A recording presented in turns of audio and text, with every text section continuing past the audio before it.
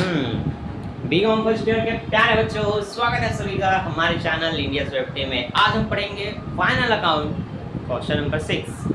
आप सभी ने न्यूमेरिकल क्वेश्चन बनाना स्टार्ट कर दिया और आपसे कई क्वेश्चन नहीं बन पा रहे हैं, जहाँ पर मैंने कई क्वेश्चन के आंसर भी पूरा अपलोड कर दिया है। बस आपको अपने खुद से बनाना है, फिर मिलाना है।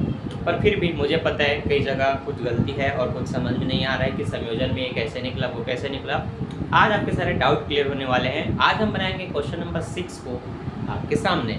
तो आपके पास बुक होना चाहिए, और अगर बुक नहीं है फिर जो मैं क्वेश्चन दिखाते जाऊँगा उसको देखते जाना और बनाते जाएंगे, ठीक है। तो सबसे पहले तो इसको मिटाना होगा।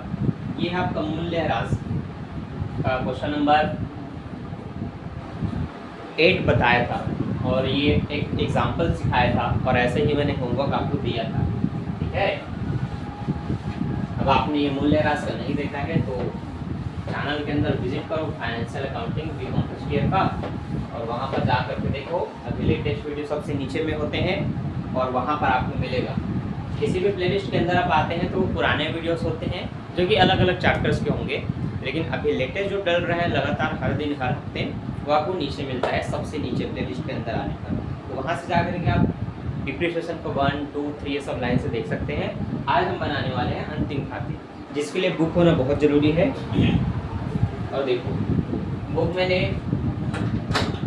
अभी नया वाला नहीं लिया है, पुराने वाले से ही समझा रहा हूँ, लेकिन क्वेश्चन का क्रम लगभग शायद सेम है, कुछ डिफरेंस नहीं है। अंतिम खाते जो है वो यूनिट 2 है, और अभी मैं ये समझ करके आपको समझा रहा हूँ कि आपको ये बनाना आता है, आपने सीख लिया है। बस कुछ पॉइंट में आपको समझ नहीं आ रहा है, वो आज हम क्लियर करने वाले हैं, ठीक है। तो आज हम बनाएंगे इसका प्रैक्टिकल क्वेश्चन, क्रियात्मक प्रश्न 6। ये कॉलेज में भी नहीं बनवाया जाता, होमवर्क दे दिया जाता है। देखो, ये एक बच्चे का पुस्तक है जिसमें यहाँ पर क्रॉस लगा हुआ है, मतलब ये उनसे नहीं बना है। ये रहा पूरा प्रश्न। पहले प्रश्न देख लो, बहुत सारे पॉइंट है और बहुत सारे संयोजन हैं, ठीक है। चलो अब बनाना स्टार्ट करते हैं। सबसे पहले हम शुरुआत करते हैं प्रारंभिक स्कंद से, जो कि 14,500 दिया हुआ है। क्रय है 76,245। आगत वाहन वह कैरेज इन वार्ड को लिखते हैं व्यापार खाते में, जो कि 1700 है। अशोध ऋण नहीं लिखा जाएगा, ये लाभ हानि का चीज़ है, तो ये वाला पॉइंट अब दूसरे का है। यहाँ पर आपको चालान पर प्रेषित माल को लिखना होता है, विक्रय को, और अंतिम स्कंद वगैरह जो नीचे है। तो चलो बिना किसी तरीके स्टार्ट करते हैं आज की वीडियो को। बनाते हैं हमारा सबसे मुख्य क्वेश्चन, उदाहरण क्रियात्मक नंबर 6, ठीक है। तो सभी बच्चे ध्यान देंगे। व्यापार खाते के जो मदे थे मैंने ध्यान से उसको लिख लिया है। आपको मैं दिखाता हूँ क्या क्या चीज़ें लिखनी है प्रश्न में, ठीक है। कई बच्चों के पास प्रश्न नहीं होता, ये एक बड़ी समस्या है। देखो, प्रारंभिक स्कंद लिखना है विकलन साइड में, क्रय लिखना है, आगत वाहन व्यय लिखना है, समाकलन साइड में आएगा आपका चालान पर प्रेषित माल, विक्रय, ठीक है। अंतिम स्कंद जो नीचे में दिया जाता है 31 मार्च करके, ये 15,720 रुपये, ठीक है। साथ ही साथ दान में माल दिया, ये वाला संयोजन आएगा, ठीक है। और यात्रा व्यय का 50% क्रय संबंधी व्यय है, तो क्रय संबंधी व्यय को आपको विकलन साइड में लिखना है। ये सभी पॉइंट को मैंने यहाँ पर लिखा। तो आप यहाँ पर देखेंगे, इसको थोड़ा जूम कर लिया जाए, हाँ ठीक हो गया। देखो, प्रारंभिक स्कंद ओपनिंग स्टॉक करके लिख लिया, क्रय को परचेस करके लिख लिया, आगत वाहन व्यय को कैरेज इन वार्ड बोलते हैं। इंग्लिश मीडियम के बच्चे और हिंदी मीडियम के बच्चे दोनों याद रखना, कैरेज इन वार्ड होता है और आउट वार्ड होता है। तो आउट वार्ड को लाभ हानि में लिखना है, इन वार्ड को व्यापार खाते में लिखना है, ट्रेड अकाउंट में। तो यहाँ पर लिख लिए क्रय संबंधी व्यय का 50%, यात्रा व्यय का जो टोटल अमाउंट है उसका 50% क्रय संबंधी व्यय है। यात्रा व्यय को ट्रैवलिंग एक्सपेंसेस बोलते हैं, तो ये आपको मिलेगा 1650 का। इसका 50% मतलब हाफ कर दो, या तो ऐसे लिख के बना सकते हो या फिर केवल 2 से डिवाइड कर सकते हो, दोनों में से एक करना है, ठीक है। तो 50 का 50, 50 दूनी 100, कुल मिला के 2 से काटोगे, 2 8 16, 2 दूनी 4, 2 पंचे 10, ये आपका आया 825। तो आपको यहाँ लिख देना है क्रय संबंधी व्यय 50% 825, ठीक। विक्रय लिख देना है 93,750 जो बुक में दिया है। चालान पर प्रेषित माल 30,000 रुपये, अंतिम स्कंद 15,720, और दान माल में दिया 250 रुपये का। नमूने ग्रुप में माल को दिया जाए, माल मार्ग में हो, प्रेषित किया जाए, नुकसान हो जाए, जल जाए, चोरी हो जाए, उन सभी चीज़ों को आपको यहाँ पर दर्शाना होता है। सबको जोड़ेंगे तो ये हो रहा है 1,29,720। इन सबको जोड़ेंगे तो ये हो रहा है 93,270। दोनों को आपस में घटाया तो 36,450 आया, जिसको आपको लिखना है इस तरफ। ठीक है, चलिए यहाँ तक आपने देख लिया क्या क्या चीज़ें लिखनी है। अब मैं थोड़ा सा प्लेन मोड ऑन कर देता हूँ, वरना फ़ोन कर करके लोग मेरे को परेशान कर डालेंगे। ठीक, चलिए यहाँ तक का क्लियर है। हमने प्रारंभिक स्कंद लिखा, क्रय लिखा, आगत वाहन व्यय लिखा है, क्रय संबंधी व्यय को लिखा, विक्रय लिखा, अंतिम स्कंद चालान पर प्रसिद्ध माल और दान, दोनों पक्षों को आपस में घटाया तो आपका 36,450 निकल गया। ठीक है, अब व्यापार खाता जैसे यहाँ से क्लोज हुआ, अब हम यहीं से लाभ हानि बनाना शुरू करते हैं। लाभ हानि को प्रॉफिट एंड लॉस अकाउंट भी कहते हैं, जिसकी शुरुआत होती है ग्रॉस प्रॉफिट या ग्रॉस लॉस से। तो जो सकल लाभ या सकल हानि निकलता है वहीं से आपकी लाभ हानि खाते शुरू हो जाती है। तो उसी को आपने सबसे पहले समाकलन साइड लिखा, लाभ को समाकलन साइड, हानि को विकलन साइड। तो लाभ को हमने लिख लिया सकल लाभ 36,450। अब समस्त खर्चे जो कि आपको मैं भी दिखाने वाला हूँ उनको पूरा लिखेंगे यहीं विकलन साइड में। तो देखो,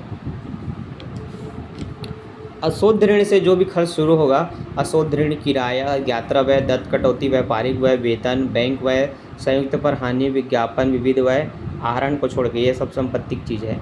यहाँ तक की चीज़ों को पूरा वहाँ लाइन से लिखना है। साथ ही साथ सारे संयोजन को ध्यान देना है, क्या चीज़ घटा क्या चीज़ बढ़ा। आप एक काम करो, इसका स्क्रीनशॉट ले लो, क्योंकि अब मैं वहाँ पर डायरेक्ट फटाफट बना करके लिखने वाला हूँ ताकि समय हमारा कम नष्ट हो। ठीक है, तो आपको इसको ध्यान से देखना है बच्चों, लिखना है। अब मेरा स्टैंड तो पंखे के हवा में हिल रहा है, तो शायद थोड़ा वीडियो फिर दिखाई दे। ठीक है, चलो तो ध्यान देना। सबसे पहले हम लिखने वाले हैं अशोध ऋण 950 रुपये। ठीक, तो ये हमने लिखा।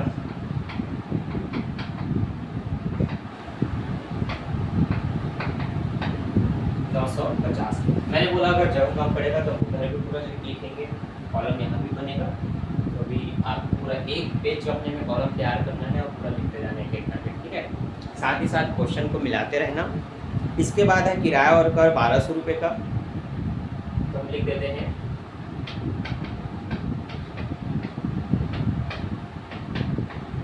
किराया और कर 1200 रुपये। अशोध ऋण को बैड डेबिट्स करके दिए होगा, इंग्लिश मीडियम के बच्चों के लिए बता रहा हूँ। किराया कर को rent and tax and rent करके दिया होगा। इसके बाद यात्रा व्यय का 50% तो यहाँ लिख लिए, तो यहाँ लिखना है। तो ट्रैवलिंग जो एक्सपेंसेस है उसमें 1650 की जगह 825 लिखना है, तो ये यात्रा व्यय लिख लो।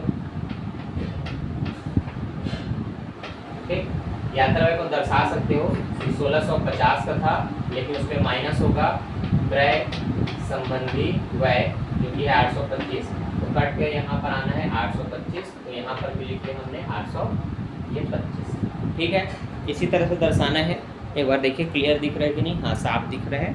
हमने क्या किया, यात्रा व्यय का 1650 लिखा, नीचे बता दिया कि क्रय संबंधी 50% घटेगा, तो माइनस होकर के जो बचा वो यात्रा व्यय में आएगा। ठीक, आगे दत्त कटौती जो है डिस्काउंट वो है 4,486, 4,000 नहीं है, तो आपको लिखना है दत्त कटौती 486। ठीक है, आप थोड़ा गैप देख कर लिखिए, थोड़ा दूरी में, ताकि दिखने में अच्छा हो, साफ हो, सुथरा हो। जगह कम है तो मैं सटाप करके थोड़ा लिख रहा हूँ एडजस्टमेंट करके। अब है व्यापारिक व्यय। व्यापारिक व्यय दिया है 2100 पर एक संयोजन है नीचे, अदत है उसका 100 रुपये। अदत को देना होता है तो जोड़ देते हैं, तो आप लिखेंगे व्यापारिक व्यय 2100 रुपये, उस पर अदत है तो उसको जोड़ देते हैं, तो 100 रुपये जुड़ेगा, टोटल 2200 आएगा। तो यहाँ पर हमने 2200 रुपये लिख दिया। ठीक है बच्चों, आगे वेतन है 6,840 का, और वेतन पे धनपत्र आएगा, वेतन देना है 3,000 रुपये। 3,000 कैसे आया देखो, उसको जो भी वेतन देना है मासिक में देना है, तो 12 का आप पूरा कर देंगे, तो धनपत्र आएगा वेतन 250 रुपये है। 250 में अगर आप 12 का गुणा करते हैं तो 12 शून्य 0, 12 पंचे 60, हासिल है 6, 12 शून्य 24, 24 और 6 30, 3,000 रुपये का वेतन निकला। तो यही सब में वो संयोजन को फटाफट लिखूँगा, आपको देखते रहना है। एक वेतन है 6,840, दूसरा है जो देना है धनपत्र आएगा, मतलब आदत है, वो वो कितना देना है 3000 रुपये, तो वो जुड़ेगा। ठीक है, चलो यहाँ पूरा मैं पूरे स्पष्ट रूप से लिखता हूँ कि उसको आपको लिखना है धनपत राय का अदत्त वेतन ये 3000, ठीक, जो कि प्लस होगा, प्लस का साइन लगाना। अलग से अदत्त वेतन कितना है 360 रुपये का है। ठीक है,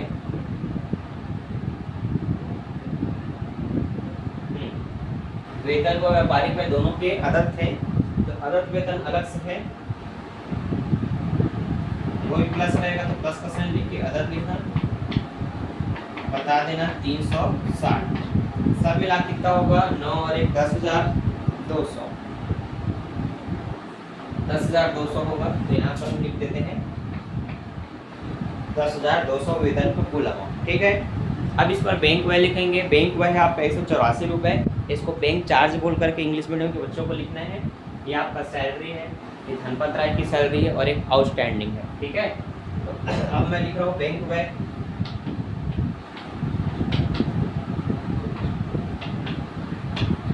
184 और हम लिख रहे हैं संयुक्त उपक्रम पर हानि।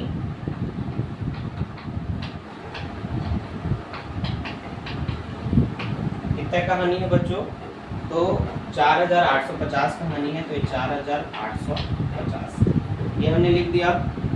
ठीक, आगे ध्यान देंगे। अब आगे जो लिखना है जगह कम है, तो मैं इधर एक लाइन खींच करके मैं बना रहा हूँ।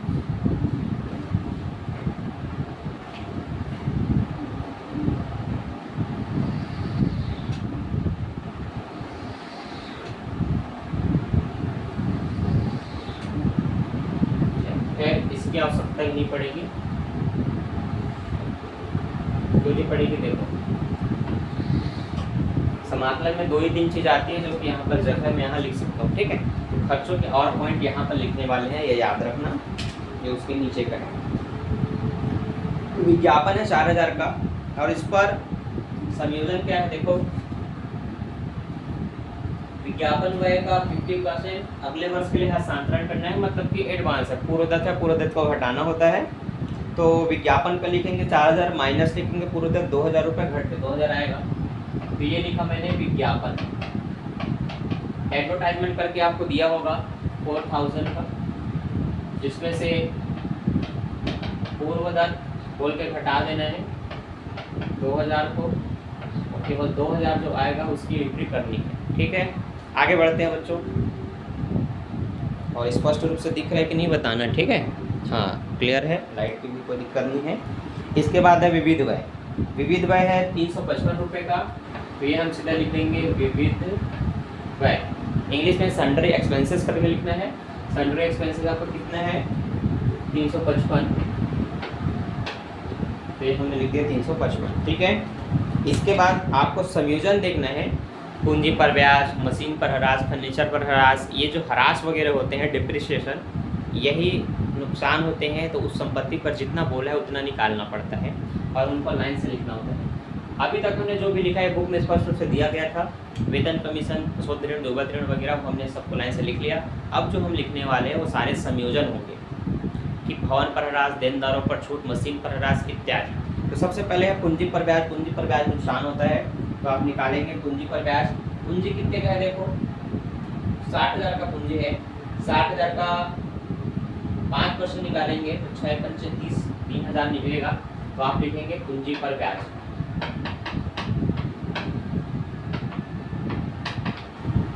जो कि निकलेगा 3,000। मैं डायरेक्ट में 3,000 लिख रहा हूँ, आप यहाँ दर्शा सकते हैं 60,000 गुणे 5/100 मतलब 3,000। ठीक, आगे देनदारों पर छूट। देखो देनदार कितने के हैं वो देखो ध्यान से, पहले देनदारों पर 5% व देनदारों पर 2% दोनों निकालना है ना। तो पहले देनदार है कितने का, देनदार ही नहीं दिख रहा मुझे, 20,000। ठीक, देखो 20,000 के देनदार का तो पहले 5% छूट है, तो ये 1,000 निकलेगा। ठीक, अब इसी 20,000 में से इस 1,000 को माइनस कर दो, ये आएगा 19,000। 19,000 का फिर 2% निकालना है, दोनों बातें बोलेगी। तो 2 0 से 2 0 कटा, 19 दूनी 38 से 380 आया। कितना आया 380। तो देनदारों पर एक छूट है और एक है डुबल थ्रेड, जो कि नया डुबल थ्रेड है। तो एक है 1000, एक है 380, कुल मिला के हो गया 1380। ये आपको इस तरह से लिख लेना है, ठीक है। आगे भवन पर 4% राशि लगाना है। भवन देखो कितने का है, उसका 4% तुरंत कैलकुलेटर से निकालो, और मैं यहाँ डायरेक्ट लिख रहा हूँ।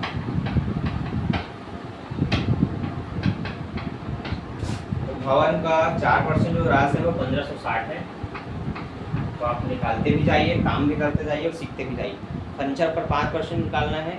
फर्नीचर पर निकला है 250 रुपये।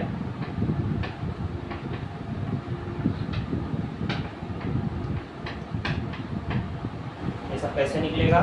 भवन का अमाउंट ढूंढो, फर्नीचर का अमाउंट ढूंढो, एक पर 4% निकालो, एक पर 5% निकालो, जो नीचे लिखा गया है, ठीक है। आगे माल दान में दिया वो भी नुकसान होता है, तो उसको भी लिखो।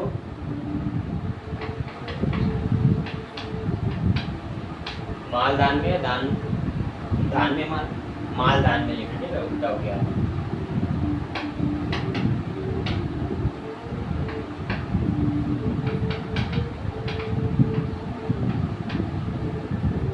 ठीक बच्चों, अब समाकलन में क्या क्या लिखना है? तो सबसे पहले चालान पर प्रेषित माल के नीचे लिखा है चालान पर लाभ, वो लिखना है। तो चालान पर लाभ कितने का है? 8500 का। चालान पर लाभ समाकलन साइड में दिया होगा, देखो ऊपर में चिट्ठे में तलपट में। आगे जो भी बट्टा किराया कमीशन प्राप्त होता है या क्रेडिट लिखा होता है, उसको इधर लिखना होता है। वो मिला इसलिए लाभ के रूप में, इनकम के रूप में, आगम के रूप में। तो प्राप्त छूट है इसमें 850 रुपये का। प्राप्त बट्टा प्राप्त छूट रिसीव डिस्काउंट करके आपको लिखेंगे प्रॉफिट और कंसीलमेंट। मैं कितना बोलूँ इसको? 850, ठीक। इसके बाद आपको लिखना है कमीशन। 750 की कमीशन है। संयोजन में लिखा है कि 150 रुपये उपार्जित है। उपार्जित को जोड़ना होता है, मतलब मिलना है, तो मिलना होता है उसको जोड़ा जाता है। तो आप यहाँ लिखेंगे कमीशन, और उसमें लिखेंगे उपार्जित, जो कि प्लस होता है। तो कुल मिला के दोनों हो गया 900, तो यहाँ लिखना है 900, ठीक है। आगे एक अशोध ऋण के लिए प्रावधान अगर दिया होगा तो वो समाकलन साइड लाभ के लिए होता है, 1250 रुपये का है। तो उसको आप समाकलन साइड लिखेंगे, मतलब यहाँ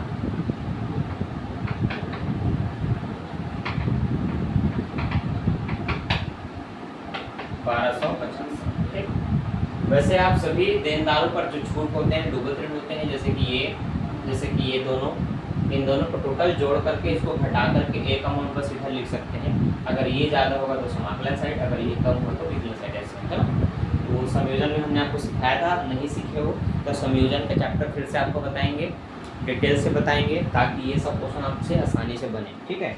आगे देखो, लेनदारों पर छूट है 2%। जैसे कि देनदारों पर 2% निकालना 980, वैसे लेनदारों पर 2% निकालना है। लेनदार जितने के भी होंगे, 14,000 का दिख रहा है, 14,000 का 2%, 14 दूनी 28, 280 निकलेगा, वो लाभ होता है, उसको भी लिख देंगे।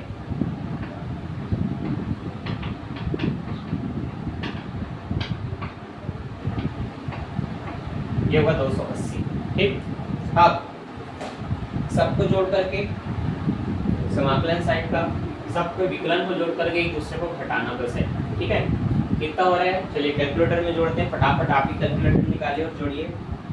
तो समाकलन वाला पक्ष हो रहा है 48,230, ये वाला पक्ष कितना हो रहा है?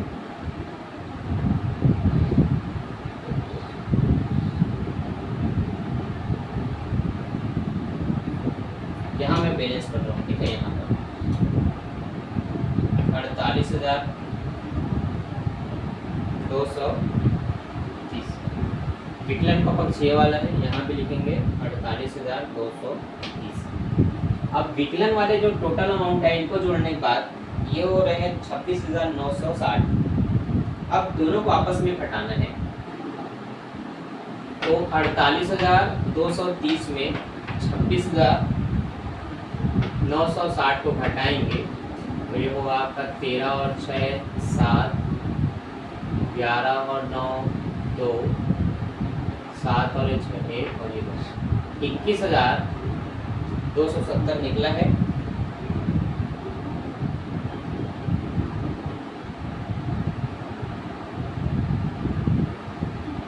गलती है क्या?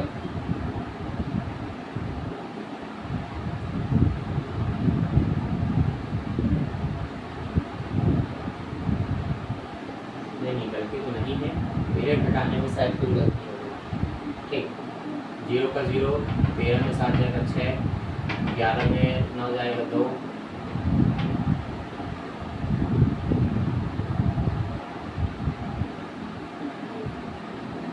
हाँ यही से गलती है। ठीक, इसने भारी दिया तो ये 2 हो चुका है, 12 में 6 जाएगा, यहाँ 6 आएगा, और इसने भारी दिया तो 1 हो गया, ये इधर लेकर के 11, 11 में 9 जाएगा 2 आएगा, 7 में 6 जाएगा 1।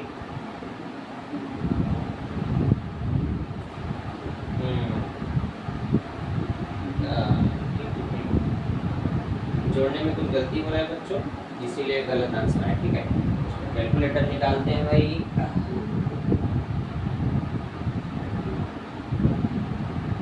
बुक में आ रहा है 18,540 है ना, तो हमारा एक पक्ष जोड़ने में शायद मेरे लिखने में मिस्टेक हो गया है, तो चलो हम फटाफट जोड़ते हैं। आप सभी भी जोड़िए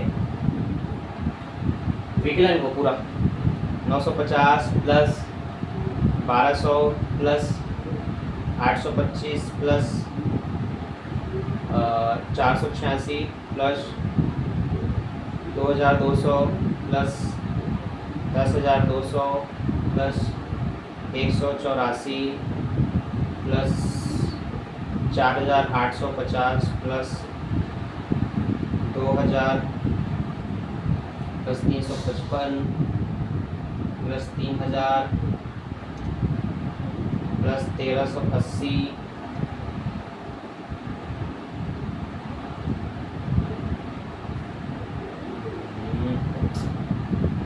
कहाँ से क्या क्या दब गया। चलो फिर से मैं जोड़ रहा हूँ 950। चलो आप लोग को दिखा भी दिया जाए, ठीक है, आप लोग भी देखो ध्यान से। एक 950 है बच्चों, दूसरा 1200 है, तो ये 1200 ठीक है, प्लस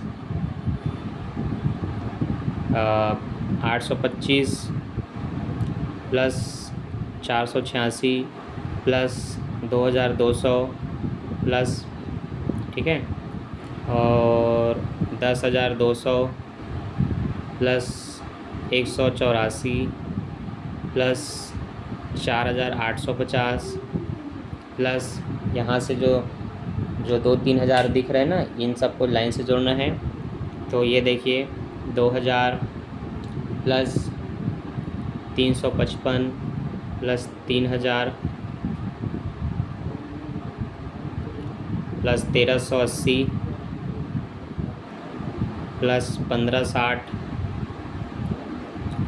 प्लस 250 प्लस फिर से 250। ठीक, ये 29,690 आ रहा है। कितना आ रहा है? 29,690। ठीक है, अब अगर मैं इस 29,690 को 48,230 में घटाता हूँ तो 18,540 देखो आ रहा है। वो उधर लिखने में गलती हो गई है, तो आंसर आपका सही है। टोटल आएगा 48,230 जो वहाँ पर पहले से देखो लिखा हुआ है। बस इधर को आपको काट के आ गया आपका 18,540 जो बुक में है ना, यहाँ पर लिखने में गलती हो गया। 29,690 को 26,960 लिखा दिया है ना। तो कमी विकलन साइड है तो विकलन साइड लिखेंगे शुद्ध लाभ 18,540। यहाँ बताना कि 48,230 में आपने कितना घटाया? 29,690। ठीक, चलो मैं भी गलती से उठा लेता हूँ जो कि वहाँ लिखने में हुआ है। तो ये आपने पूरा देखा व्यापार एवं लाभ हानि खाता। अब हम बनाएंगे चिट्ठी। क्या बनाएंगे? चिट्ठी। तो बच्चों कहाँ है हमारा पेन, ये होगा ठीक।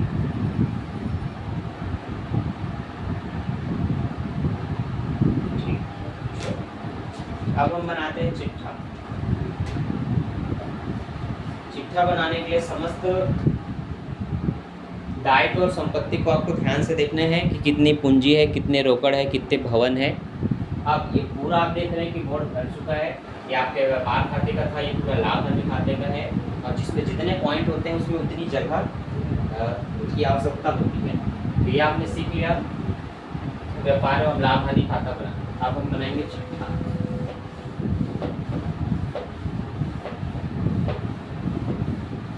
तो जिन बच्चों को कमेंट आया था कि सर छठवा नहीं बना, पाँचवा नहीं बना, देख लो फिर सीख लो, और छठवा सीखने के बाद ना चौथा, पाँचवा, सातवां इन सबको बना बना करके देखो। डाउट होता है तो वीडियोस अपलोड हैं, कम से कम आंसर को देख करके अपना सुधार लिया करो, नहीं तो ऐसे ऐसे मैं और लाइव आ करके वीडियो अपलोड करते रहूँगा। ठीक है, चलिए देखो आपको लाइव आ करके ना मैं एक को सिखाता, लेकिन हमारी टाइमिंग मैच नहीं होती। जब मैं लाइव आता हूँ तब आप लोग नहीं रहते हैं, जब आप लोग आते हैं तब मैं ऑफलाइन रहता हूँ, क्योंकि मुझे इधर कोचिंग भी देना होता है। सुबह 7 बजे से लेकर के 12 बजे तक, 3 साढ़े 3 बजे से लेकर के रात के 10 बजे तक ऑफलाइन क्लासेस चलती रहती हैं। 11वीं 12वीं फर्स्ट ईयर, सेकेंड ईयर, 9वीं 10वीं सब। ठीक है, तो समय नहीं मिल पाता। अब हम बनाएंगे चिट्ठा। 31 मार्च 2016। अब चूँकि मैं समय नहीं लिखूँगा, नए बुक के हिसाब से समय को थोड़ा अपडेट कर दिया गया।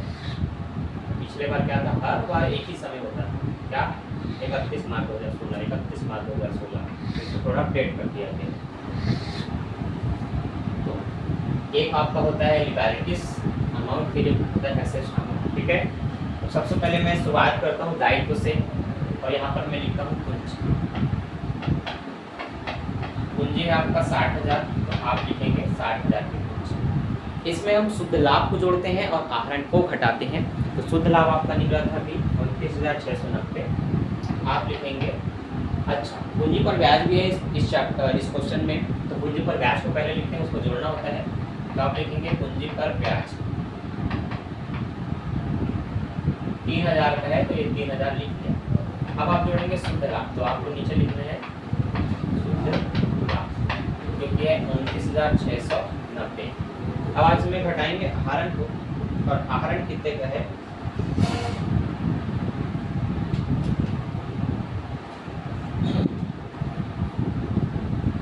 संयोजन में कुछ बोला है क्या, आहरण 6,400 का।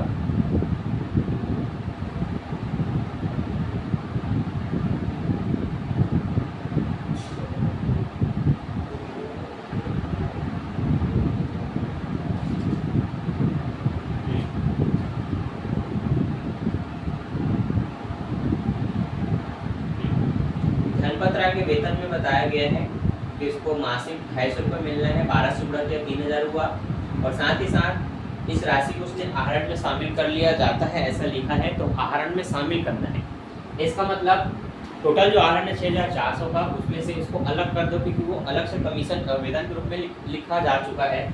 तो आपको जो आहरण घटाना है, उस टोटल 6,400 में से केवल 3,000 को माइनस कर दो, 3,400 रुपये आएगा, इसको काटना है। तो ये सब आपका जुड़ेगा, ये वाला घटेगा। तो इन सब को जोड़ घटा करके जो आपको फाइनल अमाउंट आएगा वो है 78,140। तो ये मैंने लिखा 78,140। ठीक है, जोड़ घटाओ आप भी एक बार कर लेंगे, हो सकता है कुछ गलती हो तो मुझे बताना, लेकिन जोड़ने घटाने का काम में पूर्णतः आपके ऊपर सौंप रहा हूँ। ठीक है, चलिए आगे बढ़ते हैं। लेनदार लिखेंगे और उस पर कुछ छूटा उसको घटा देंगे।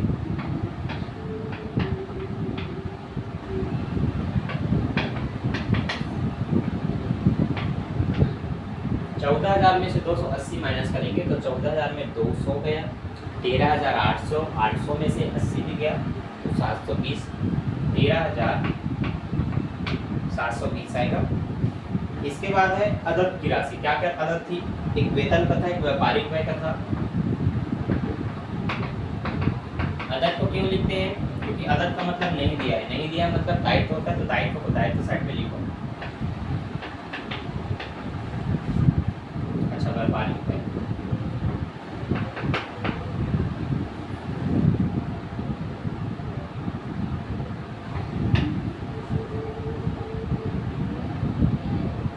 तो अदर वेतन है 360 का, व्यापारिक है 100।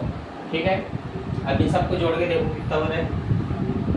78 को 2 दिया, 80 80 10 90 91 91,000 और 92,000 92,000। हाँ 320 हो रहा है, एकदम सही आपका आंसर आ गया 91,320।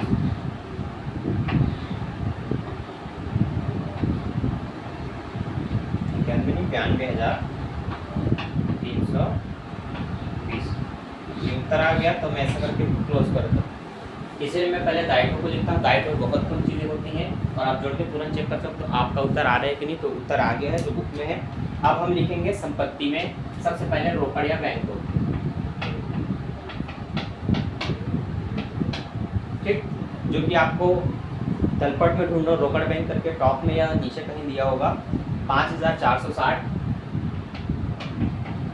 लिख दिया 5,460। ठीक है, अब इस पे जो भवन थी, पट्टे पर भवन,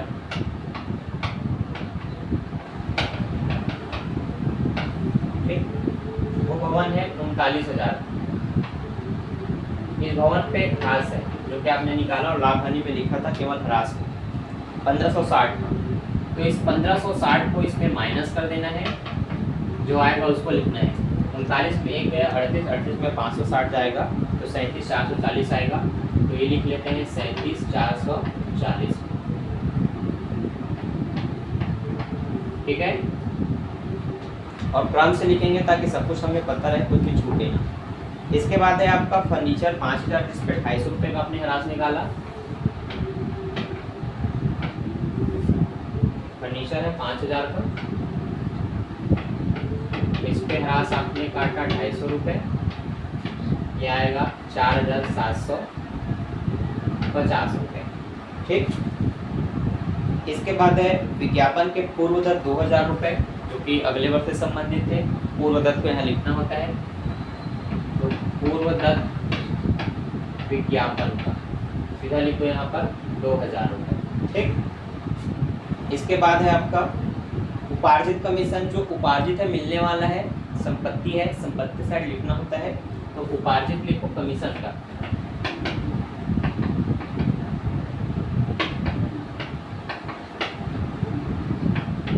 150 रुपये। ठीक है, अब इसके बाद जो पूर्वदत्त व्यय होते हैं उनको भी लिखना होता है। तो पूर्वदत्त व्यय 780 रुपये हैं, जो कि किसी संयोजन में नहीं, अलग से तलपट में ऊपर में लास्ट में या नीचे में दिया हुआ था तलपट में। तो पूर्वदत्त व्यय, ठीक है, संपत्ति है आपका वो 780।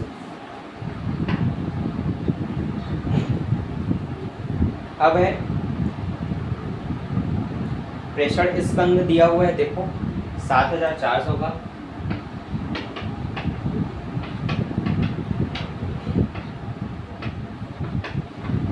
ये लिख लेना है। अंतिम स्कंध 15,720 रुपये, जो व्यापार में भी लिखा जाता है और यहाँ भी उसको लिखना है।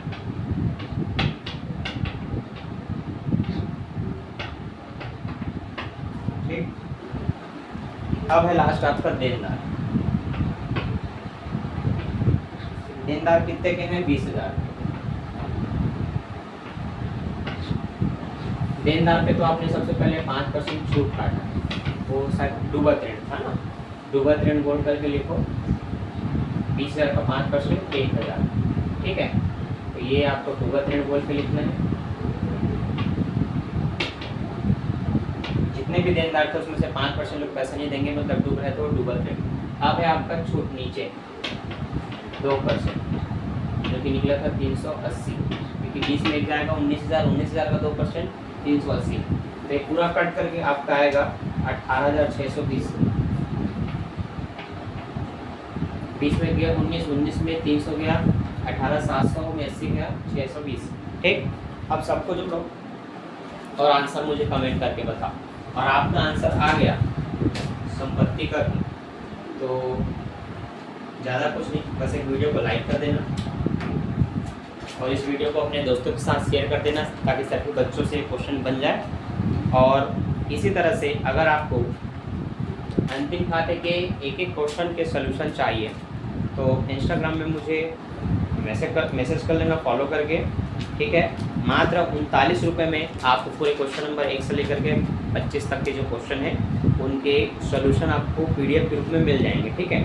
इस तरह से मैंने एक आपके लिए नोट्स तैयार किया हुआ है, क्लास नोट्स। ये आपको पूरे एक एक क्वेश्चन का सॉल्यूशन इस तरह से आपको मिलेगा, ठीक है। सभी क्वेश्चन को सॉल्व करके एक एक क्रम वाइज पूरा मैंने यहाँ पर बना लिया है, आपको ये सब मिलेगा।